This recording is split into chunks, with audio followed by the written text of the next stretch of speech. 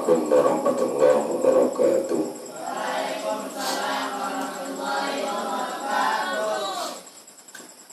Alhamdulillah,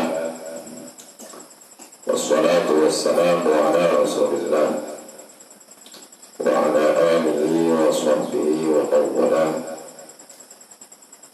Ashhadu an la ilaha illallah wahdahu la syarika lah wa ashhadu anna Muhammadan abduhu wa rasuluh.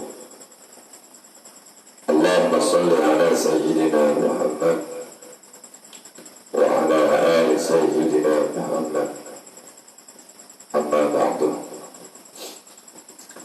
Alhamdulillah, pada kesempatan malam hari ini kita masih diberi kesempatan oleh Allah hadir, berkumpul, bertatap muka di majelis ilmu, majelis yang dipenuhi rahmatnya Allah. Insya Allah hadirnya kita, kumpulnya kita, duduknya kita di majelis ilmu ini selalu kita sisipkan harapan yang sangat besar kepada Allah agar adanya majelis ilmu ini menjadi sebab turunnya rahmat dan barokah, menjadi sebab turunnya rahmat dan barokah, dan sekaligus mendapatkan ridha daripada Allah Subhanahu wa Ta'ala.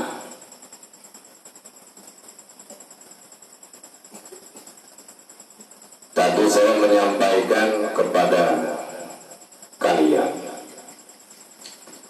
duduknya kita, hadirnya kita, selalu kita sisipkan harapan yang sangat besar agar adanya majelis ilmu ini menjadi sebab turunnya rahmat dan barokah. Rahmat dan barokah. Rahmat dan barokah. Kalaulah kita seorang pelajar, seorang santri, khususnya yang ada di PPA, Pondok Pesantren Aqran Nurul Islam, selalu saya buka dengan khotimah sekaligus menyampaikan suatu harapan yang sangat besar kepada Allah bahwa kita ini sangat butuh rahmatnya Allah, butuh rahmat dan barokah, butuh rahmat dan barokah. Pertanyaannya sekarang, bagaimana cara kita mendapatkan rahmat dan barokah? Rahmat itu kasih sayang, kasih sayangnya Allah, cintanya Allah, sayangnya Allah diberikan kepada kita. Kalaulah kita itu memenuhi sesuatu apa yang menjadi perintah Allah, dalam bahasa mudahnya, kalaulah majelis ini, duduknya kita, hadirnya kita, tubuhnya kita, kalau sudah mendapatkan ridho daripada Allah, jangankan rahmat, jangankan barokah, lebih daripada itu Allah akan berikan kepada kita. Lebih daripada itu Allah akan memberikan sesuatu yang menjadi kebutuhan kita. Butuh cerdas, Allah kasih. Butuh pintar, Allah kasih. Butuh pengertian dan pemahaman luas, Allah kasih. Butuh kedudukan, Allah kasih. Butuh pangkat, Allah kasih. Butuh derajat, Allah kasih. Lebih daripada itu, pangkat dan kedudukan, jangankan pangkat dan kedudukan itu, di atas sana surga Allah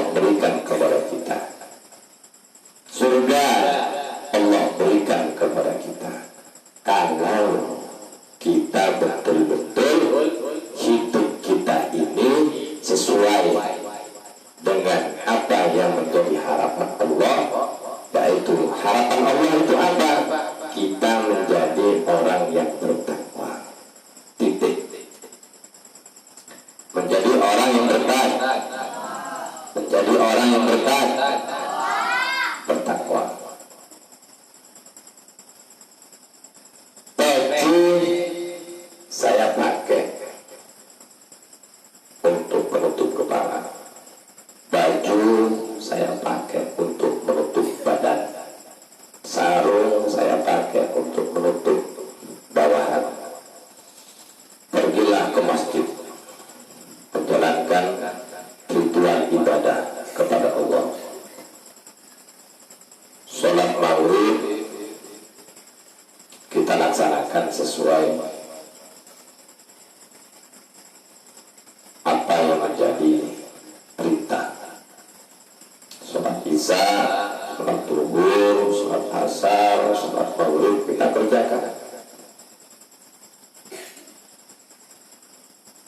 Tetapi sholat yang kita kerjakan itu bukan menjadi tolak ukur kita adalah orang yang dicintai oleh Allah. Belum tentu. Bisa jadi orang yang mengerjakan sholat itu juga mengundang kemurkaan Allah Subhanahu wa ta'ala. Berangkatnya saja riya, berangkatnya saja bukan karena Allah, ibadahnya itu bukan karena Allah, tapi karena dipangkat, dikedudukan, dan berbagai macam. Tapi kalau kita betul-betul itu ibadah betul-betul karena Allah, sangatlah mudah kita mendapatkan. Insya Allah akan lebih mudah lagi untuk mendapatkan ridha daripada Allah. Jadi tolak ukur dicintai oleh Allah itu bagaimana? Tolak ukur untuk mendapatkan rahmatnya Allah itu bagaimana? Muttaqin, orang-orang yang bertakwa. Nabi mengatakan, inna akramakum indallahi atqakum. Sesungguhnya orang-orang yang paling mulia di antara kita. Di sini ada Fadil, ada Fatih, ada Fajar, ada Irfan, ada Luki, ada Lukman, ada Ari, ada Bilal, ada Arif, ada Sultan, ada Reva, ada Rian, dan yang lain-lainnya ini. Di samping saya, sebelah kanan, ada Hafni. Di belakang sana ada Amin, ada Ahmed. Di samping saya ini, samping kiri, ada anak saya, Isbet. Allah mengatakan, inna akramakum. Sesungguhnya orang-orang yang paling mulia di antara kita semua yang ada di masjid ini, yang hadir di majelis ilmu ini, yang paling dimuliakan oleh Allah, yang paling ditinggikan derajatnya oleh Allah, yang paling dispesialkan oleh Allah, yang paling dicintai oleh Allah, yang paling dirindukan oleh Allah. Apa kata Nabi? Indallahi atqakum. Orang-orang yang selalu ada di dalam dirinya yaitu muttaqin. Kalau di antara kita semua itu di sisi Allah adalah orang-orang yang muttaqin, orang-orang yang bertakwa, yaitu intisanul ma'murah wa jtinabul manhiyat, menjalankan perintah Allah, menjauhi larangan-larangan Allah, maka itulah orang-orang yang paling mulia. Peci yang kita gunakan bukan tolak ukur kita, bukan menjadi patokan kita ini. Orangnya soleh, nah, belum tentu. Anda di pesantren, khususnya kita ini yang ada di BPA, belum tentu kita ini orang soleh. Kalau kita betul-betul ingin menjadi orang yang soleh,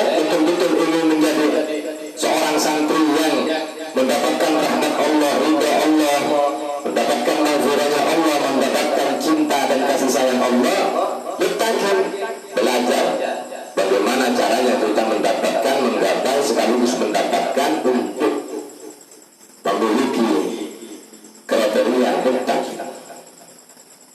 Kalau sudah kita ini termasuk golongan-golongan orang yang muttaqin, pasti orang ini menjadi orang yang dispesialkan oleh Allah, menjadi orang yang paling dispesialkan oleh Allah. Kalau orang ini sudah bertakwa kepada Allah, mereka ini tidak akan meninggalkan sholatnya, tidak akan meninggalkan perintah daripada Allah.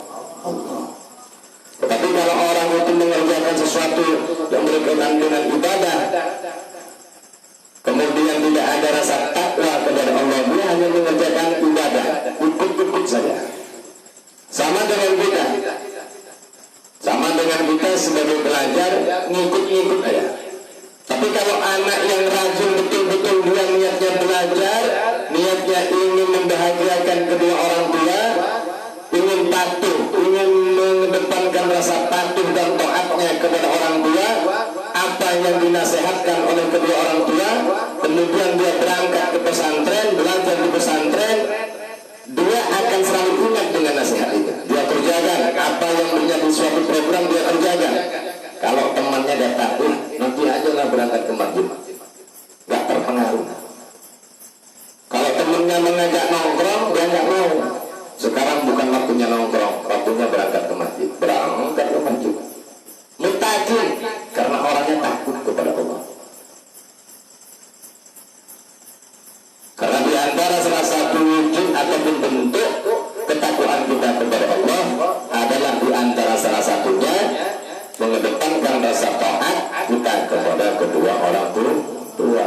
Apa yang dinasihatkan oleh kedua orang tua kita? Kalau kita disuruh rajin sama orang tua, ya rajin. Kalau kita disuruh sama orang tua disiplin, yang di pesantren, ya harus disiplin. Kalau orang tua memberikan saran kepada kita, arahan kepada kita, bimbingan, didikan kepada kita menjadi anak yang harus kamu rajin, tahajudnya jangan malas-malas, sholat duha harus ikut terus, programnya harus dijalankan, jangan banyak melanggar, jangan kabur di pesantren. Kalau nasihat-nasihat itu disampaikan oleh kedua orang tua, jalankan. Kalau kita sudah bisa menjalankan itu sebagaimana semestinya, baru kita nanti bisa menjadi orang yang bertakwa. Salah satu alamat tanda-tanda orang bertakwa itu di antaranya patuh, taat, tunduk kepada kedua orang tua. Tapi kalau kita ini misalnya seorang santri, baju kita pakai, kalau perlu bukan hanya gini makanya, kalau perlu miring, sampai rajutnya miring ini. Tapi kalau sudah waktunya program berangkat ke masjid jam 9, nongkrong aja pekerjaannya. Dia ada ke masjid, nanti dulu gampang nanti misalnya. Padahal jam berangkat ke masjid, waktunya bayar tiket, waktunya sekolah diniat, lambat aja pekerjaannya. Nah ini pekerjaannya lambat aja, nyantai, lemot, baterainya mau habis. Nah ini kira-kira kita ini termasuk orang yang inna akramakum atau apa tidak? Kalau kita kembali kepada hadis Nabi, inna akramakum, kalau kita ingin menjadi orang yang paling mulia, yaitu jalan satu-satunya jadikan diri kita menjadi orang yang bertakwa. Paham semua? Paham semua? Ubah kebiasaan kita. Yang senior kasih nasihat itu yang baru-baru. Ayo kita berangkat ke masjid, kita nongkrong. Ini cuma perumpamaan aja. Ada yang baru mondok di BPA, insya Allah besok ada santri baru.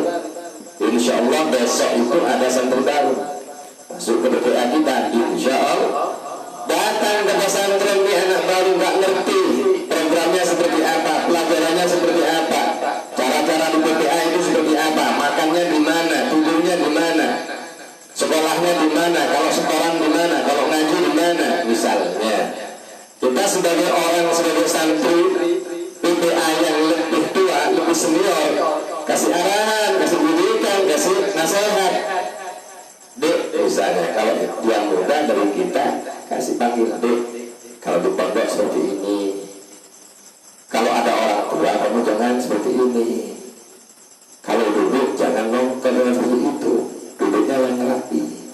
Kalau pakai peci seperti ini, kalau pakai baju seperti ini, kalau duduk seperti ini, kalau mandi seperti ini, dikasih arahan. Tidak, mandi jubah senior pun sama-sama mandi. Yang baru nggak ngerti mandi pun pakai misalnya pakai jubah, cepat airnya cepat habis sehingga tanduknya nggak cukup. Padahal kalau kita mau urut cukup, jebur pakai sabun, jebur selesai. Tidak, nggak pakai gayung kalau mandi, pakai apa? Jubah, jebuar. Nggak sampai setengah hari habis. Kalau mandi 1 anak 2 anak boleh lah, tapi kalau yang mandi 30 santri, nggak sampai setengah hari habis itu air patnya. Siapa yang salah? Yang ini, paham ya? Tapi kalau kita betul-betul ingin menjadi orang yang betul-betul mau berubah diri kita menjadi orang yang lebih bertakwa lagi, ya tentunya bagaimana tunjukkan ketakwaan kita. Di antara untuk menunjukkan ketakwaan kita itu bagaimana kita takwa ini, kalau bahasa mudahnya takut. Takwa itu adalah orang yang takut. Imtisalul ma'murat wa ijtinabul mandhab, menjalankan perintah Allah dan menjauhi larangan Allah. Bukan hanya perintah Allah, di situ ada perintahnya orang tua. Apa yang diperintahkan oleh orang tua kita, apa yang dinasihatkan oleh kedua orang tua kita, apa yang telah diarahkan oleh kedua orang tua kita, apa yang menjadi pesan-pesan kedua orang tua kita ketika kita berangkat ke masjid. Ya jalankan itu. Bukan hanya menjalankan perintah Allah, perintah orang tua saja kita wajib untuk menjalankannya, wajib untuk melaksanakannya. Itu adalah salah satu takwa. Paham? Nah, sama dengan nih hari ini misalnya saya berangkat ke sana silaturahmi, kebetulan misalnya menjenguk anak sakit, mampir sebentar. Orang tuanya bilang, ini orang tuanya dia bilang, saya suruh anak saya untuk ngisi kultum di masjid Ustaz, tapi hasilnya belum siap. Bilangnya gimana? Bilangnya dia janji tahun depan, kalau nanti bulan Ramadan 2022 dia mau Ustaz. Katanya orang tuanya yang menyampaikan kesan. Oh bagus. Ya berarti dia mau berusaha. Kalau orang tua menginginkan anaknya mengisi kultum di masjid yang ada di Batu Aji sana, keinginan orang tuanya misalnya sudah ada lobby-lobby ke ustaz-ustaz sana misalnya, kemudian sudah diiyakan, dibuktikan. Mulai sekarang dibuktikan bulan Ramadan kan kemarin kita masih ada di pesantren, baru balik ke pesantren, tinggal berapa bulan kita mau masuk ke bulan Ramadan yang akan datang. Masuk apa? Lah, adanya waktu yang ada inilah gunakan betul-betul. Gimana saya dapat satu ilmu, judulnya orang menjadi orang yang soleh misalnya, buat naskah, dicatat, duduk sendiri tulis. Daripada kita main-main ke sana ke sini mondar-mandir. Yang saya lihat misalnya di contoh tahu pohon ada burung pipit, diambillah sarang burung, dibuat main-mainlah yang namanya burung, diambil telurnya, diambil burung yang masih belum bisa terbang, sehingga ketika sore, menjelang sore, induknya si burung ini datang. Mana anak saya? Kok nggak ada? Itu hakikatnya burung yang terbang itu, induknya itu nangis, menjerit, mencari anaknya, muter mencari anaknya. Kemana anak yang ada di dalam sarang itu? Diambil. Sama siapa? Sama si santri. Siapa namanya? Sunan bin Sunan. Dengan cara seperti apa dia mengambil? Dia ambil kayu, diorok-orok sendiri. Bagaimana caranya supaya sarangnya ini jatuh, bisa ditangkap? Ada seperti itu? Hati-hati. Karena tentang burung itulah kita bisa menjadi sedap hati-hati. Duduknya kita pakai baju seperti ini, belum tentu kita dicintai oleh Allah. Bisa jadi kita telah dimurkai oleh Allah. Kenapa? Suruh tadi ada burung disiksa oleh kita.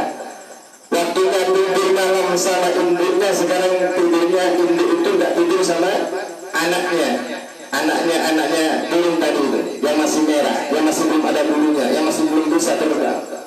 Dia cari, bingung. Sama andaikan Usbek ini nggak pulang-pulang ke rumah, gimana perasaan ibu dan bapaknya? Saya sebagai bapaknya, nggak kelihatan Usbek aja setengah hari dulu. Amin cari ibu Usbek. Amin cari Usbek. Mana dia? Mungkin pergi ke kolam, mungkin malah berburu. Seperti itu orang tua. Sama. Burung pun seperti itu. Saya muter-muter burungnya cari tanah. Nah, jangan sampai kita itu mudah tangan kita mengambil itu sangkarnya burung, sehingga burung itu diambil dengan mudah dengan Anda, kemudian dibawa mondar-mandir. Dilihatin apa yang dilihatin? Apakah kamu bisa memberikan makan kepada si burung ini? Apakah kamu bisa memberikan minum kepada burung ini? Bagaimana cara induk itu memberikan makan? Bagaimana cara induk itu memberikan air susunya? Bagaimana induknya itu memberikan air minum kepada si anak yang masih merah ini? Anda hanya bisa menangkap, mengambil, bawa pulang, bawa ke kamar, atau bawa ke kemana, kemudian satu hari kau pegang, tidak kau berikan makan, kau tidak berikan itu minum, sehingga turutlah itu yang namanya burung kecil. Ada di sini. Itu menjerit karena lapar, karena haus, sehingga kehausan dan kelaparan itu burung menanti, itu burung kepada Allah, murka itu Allah. Karena sebab perilaku kita tidak baru. Paham semua? Kalaulah kita pernah seperti itu, ya bersama-sama tundukkan kepalanya,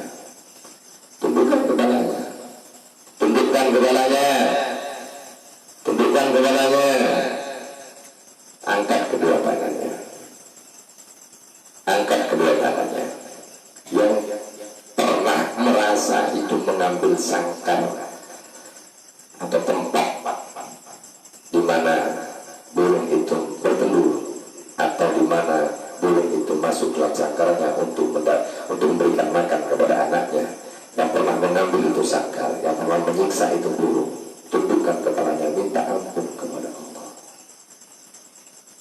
Siapa yang bisa maafkan kalian? Anda tidak bisa, Ustaz maafkan saya, Ustaz saya hilang, saya telah mengambil. Tidak bisa kalian itu maaf ke saya. Yang punya hak untuk memaafkan kalian Allah dengan burung itu, dengan burung yang terbang dari sini, bukan saya. Saya cuma bisanya memberikan jalan kepada Anda ini. Tundukkan kepalanya kalian, angkat kedua tangannya, minta kepada Allah. Bila dalam qalbi, tundukkan rasa hati ini, di mana rasanya? Baik. Baru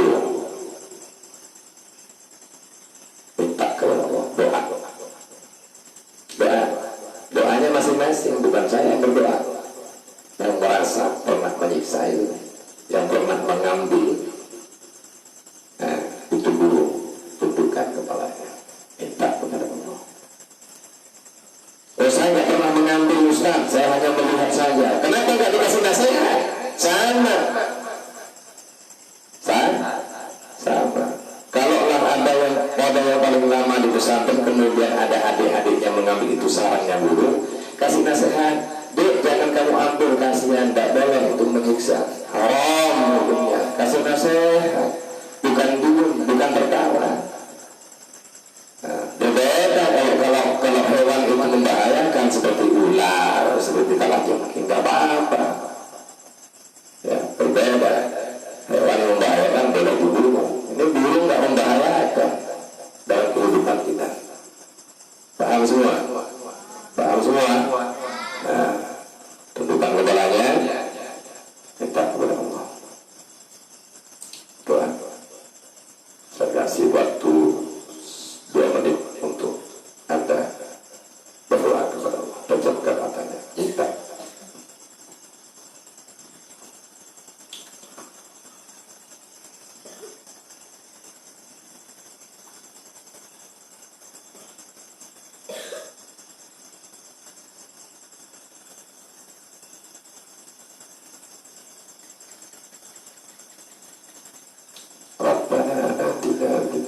hasanah wa fil akhirati hasanah wa qina adzaban nar. Sallallahu ala sayyidina Muhammadin wa ala alihi walhamdulillahi rabbil alamin. Urusan diampuni oleh Allah itu urusan Allah, dimaafkan ataupun tidak urusan Allah. Bukan sekarang, bukan cuma satu kali ini kalau minta maaf. Ya, paham? Jangan diulangi. Paham ya? Kalau ada adiknya serupanya mengambil, kasih nasihat. Paham semua? Paham semua? Kebetulan di bulan Ramadan di Idul Fitri kemarin, kunjungan saya ke salah satu santri itu yang menjenguk, pesannya orang tua agar anaknya ini bisa mengisi kultum di masjid. Namanya orang tuanya yang menyampaikan. Coba saya ingin mendengarkan sedikit dari Anda untuk menyampaikan kultum.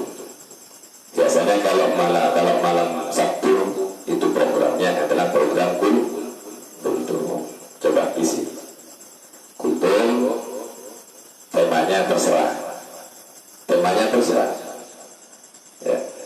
Apa yang ada di dalam pikiran itu sampaikan kepada anak. Mau nasihat, terserah. Yang penting kamu harus bisa di bulan Ramadan ke depan apa yang diinginkan oleh kedua orang tuanya, lakukan. Kalau mulai sekarang betul-betul belajar, insya Allah akan diberi kemudahan oleh Allah. Amin. Amin ya Rabbal alamin. Coba nih, ini.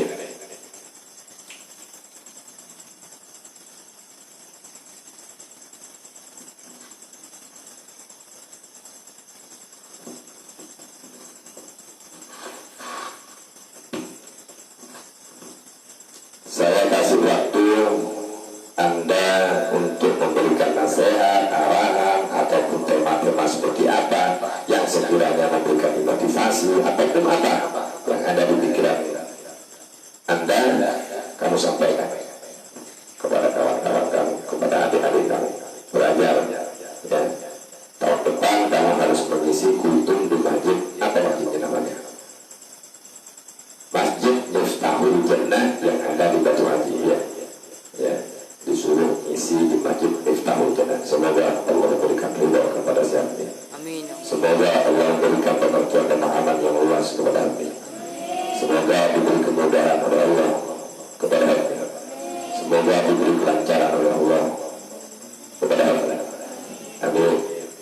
Amin ya Rabbal alamin. Cuma tes aja, masih belum masih belum isi kultumnya di Masjid Miftahul Jannah, masih belum. Ini masih tes aja, tes kultum. Paham ya? Ya. Nanti ditutup dengan salam ya. Ada waktu 10 menit. 10 menit gunakan baik-baik. Saya mau keluar dulu.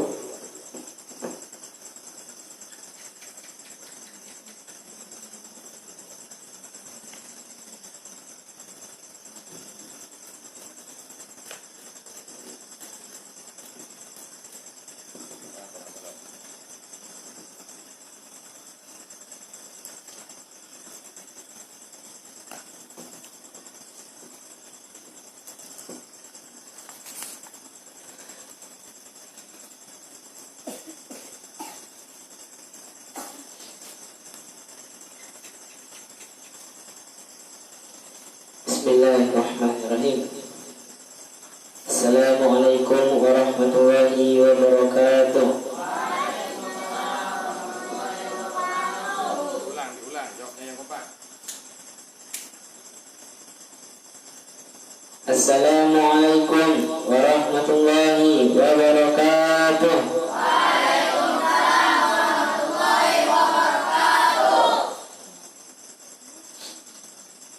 Alhamdulillah, pada kesempatan malam hari ini selesai kita menjalankan ibadah sholat maghrib di Masjid Al-Bait secara berjamaah dan dilanjutkan dengan zikir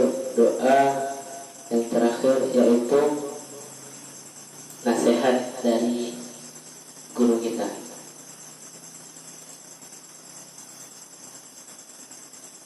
Alhamdulillah kita masih diberi kesempatan oleh Allah untuk berkumpul di majelis ilmu ini dalam keadaan sehat walafiat, tanpa ada kekurangan suatu apapun.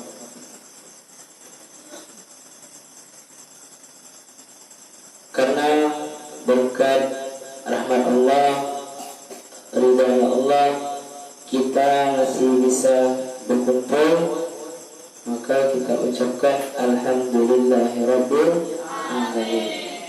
Dan juga tidak lupa salawat serta salam marilah kita haturkan kepada junjungan kita baginda Nabi besar, yaitu baginda Nabi Muhammad sallallahu alaihi wasallam, dengan lafaz Allahumma shalli wa sallim ala sayyidina Muhammad wa ala ali sayyidina Muhammad.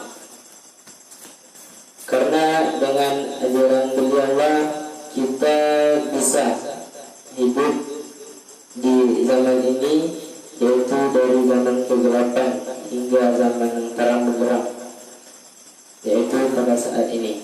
Maka dalam waktu yang singkat ini saya ingin menyampaikan nasihat, yaitu tentang salah satu hadis yang diriwayatkan oleh Sahal bin Sa'id, bahwasannya suatu ketika malaikat Jibril alaihissalam pernah datang ke baginda Nabi Muhammad sallallahu alaihi wasallam. Dan di situ malaikat Jibril alaihissalam berkata kepada baginda Nabi Muhammad, qala Jibril, ya Muhammad, isma syi'ta fa innaka mayyitun wa ahbibu man ahbibaka fa innaka mubarakun wa a'mal ma syi'ta fa innahu majziyun. Yaitu kata malaikat Jibril yang disampaikan, ya Muhammad, wahai Muhammad, isma syi'ta fa innaka mayyit, hiduplah sesukamu, tapi sesungguhnya engkau akan mayit. Engkau, maksudnya engkau akan mati. Dan wa ahbibu man ahbibuka fa innaka muwarithun, dan cintailah siapapun yang engkau mau, tapi sesungguhnya engkau akan berpisah dengannya. Dan wa'mal ma syi'ta fa innahu majziyun bih, dan berbuatlah sesukamu, tetapi sesungguhnya engkau akan mendapatkan balasan dari Allah Subhanahu wa ta'ala. Dalam hadis ini ada 3 nasihat dari penyampaian malaikat Jibril kepada baginda Nabi Muhammad sallallahu alaihi wasallam. Yaitu nasihat yang pertama kata malaikat Jibril kepada Nabi Muhammad, yaitu isma syi'ta fa innaka mayyit, hiduplah sesukamu, tetapi sesungguhnya engkau akan mati.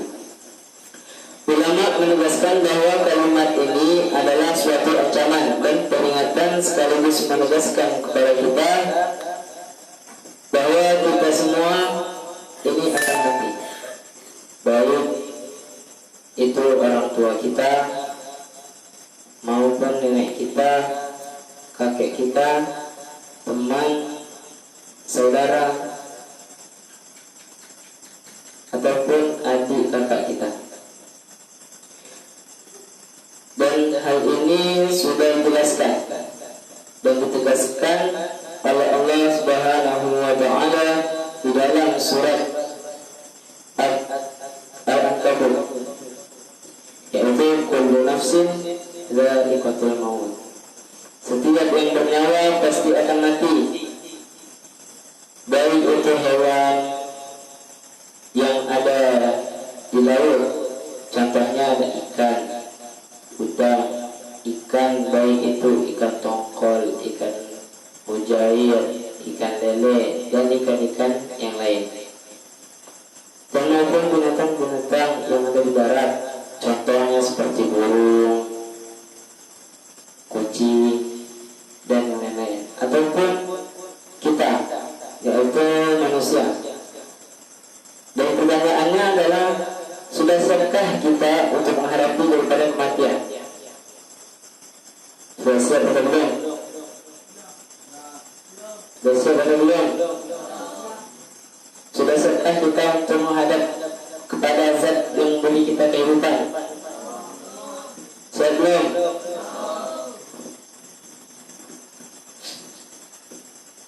Maka kata Allah, wa tazawwadu fa inna khayra zadit taqwa. Berbekallah kamu sekalian, karena sebaik-baiknya bekal kita itu adalah takwa, yaitu intisalul ma'murat wa ijtinabul manhiyat, menjalankan daripada segala perintah-perintah Allah dan menjauhi daripada larangan-larangan Allah.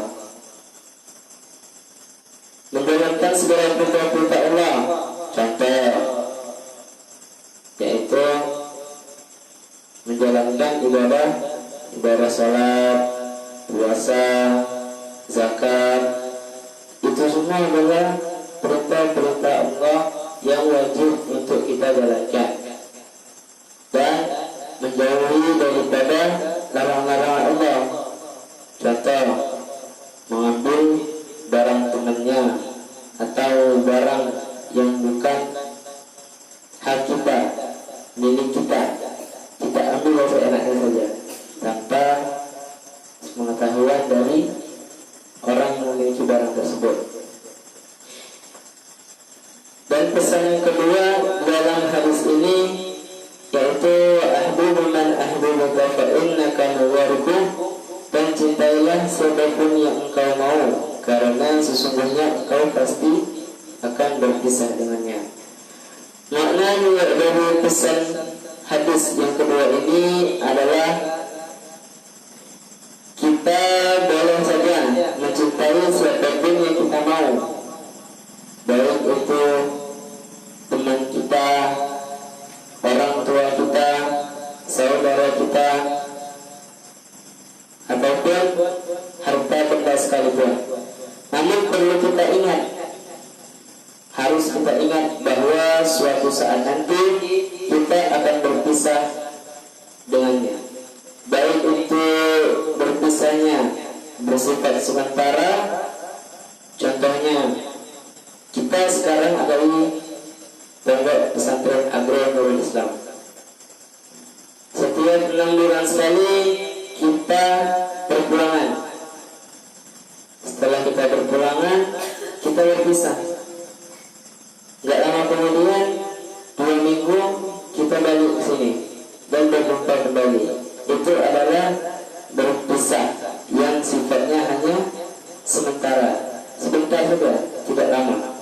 Ataupun berpisahnya itu yang sifatnya lama, yaitu contohnya yang tadi seperti kematian. Maka karena itu kita sebagai hamba Allah yang beriman kepadanya, hendaknya kita mencintai sesuatu itu sewajar-wajarnya saja. Jangan sampai kita mencintai sesuatu itu melebihi daripada cintanya kita kepada Allah Subhanahu wa ta'ala. Dan hadis yang ketiga, makna dari hadis yang ketiga ini yaitu wa'mal ma syi'ta fa innaka majziyun bih, bahwasanya apa yang kita kerjakan, baik sesuatu pekerjaan itu yang nampak ataupun yang tidak nampak, besar maupun kecil, semua itu akan ada perhitungannya, dan semua itu pun akan dimintai pertanggungjawaban oleh Allah Subhanahu wa ta'ala. Kita melakukan suatu pekerjaan yang nampak maupun yang tidak nampak, besar ataupun kecil. Kita contohnya mengerjakan sesuatu yang nampak, yaitu kita di sini menjalankan ibadah sholat misalnya, ataupun puasa di bulan ataupun puasa-puasa sunnah. Besar kecilnya pekerjaan itu pun akan ada hitungannya, akan dimintai pertanggungjawaban. Kalau kita melakukan pekerjaan yang baik, maka kita akan mendapatkan pula pahala atau berupa kebaikan kepada diri kita. Kalau kita melakukan sesuatu hal yang buruk-buruk, maka kita akan mendapat pula daripada dosa. Dan itu akan dipertanggungjawabkan di akhirat nanti, akan ditanyakan oleh Allah Subhanahu.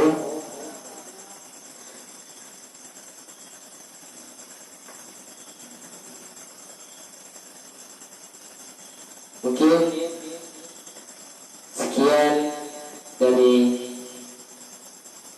saya. Apabila ada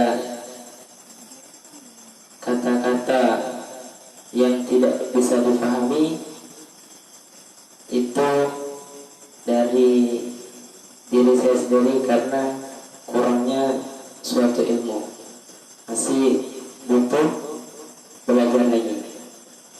Saya tutup. Akhirul kalam. Assalamualaikum warahmatullahi wabarakatuh.